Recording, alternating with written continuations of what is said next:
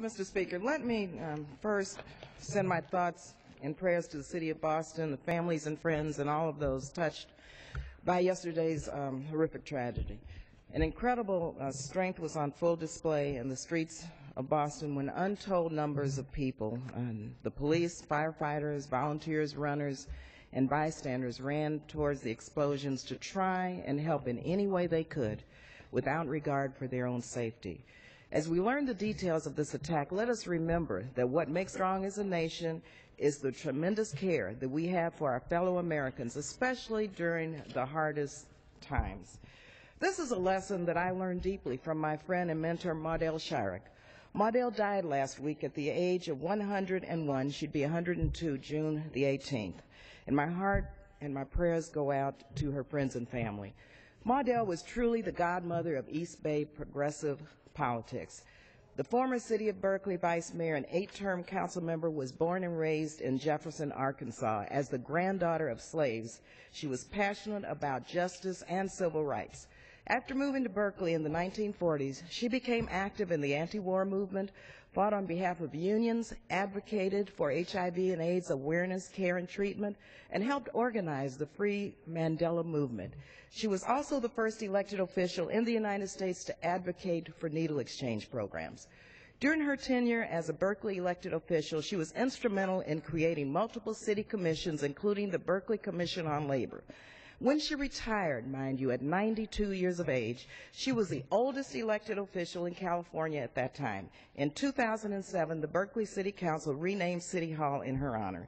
She not only urged me to get involved in politics, but also inspired my predecessor, Congressman Ron Dellums, to run for Congress. Her understanding of the importance of investing in people won the solid support of voters in her district and across the country. I met Maudelle in the early 70s while I was a student at Mills College. She widened my perspective on global politics during our travels around the world. She reinforced the idea that we are all part of a global family, and what happens here in the United States affects our brothers and sisters in other parts of the world and vice versa. Maudelle was a personal friend, mentor, and confidant.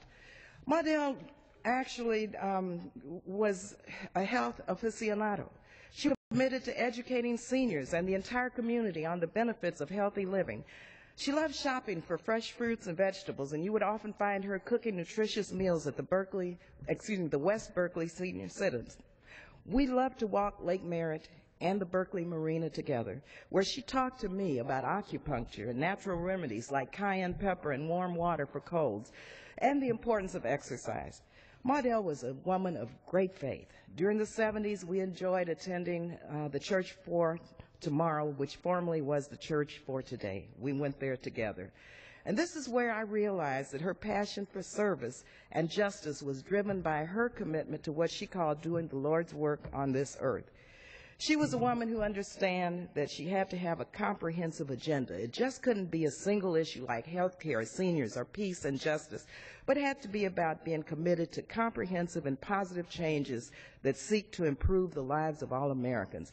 Maudelle worked at the Berkeley Co-op Credit Union. She engaged all of us in the 70s, mind you, in financial literacy and urged me as a young single student to buy a house because she reminded me over and over again that one's equity in one's home was the primary path to the middle class, and that was the main way that I could get the resources to take care of my kids and send them to school, a lesson we should teach our own children today.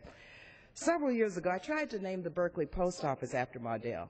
While this body has a tradition of supporting post office bills in a bipartisan way, Congressman Steve King from Iowa came to this floor and tried to tarnish her character. He brought groundless accusations, and this body voted against, mind you, against naming the post office in my district after this great icon.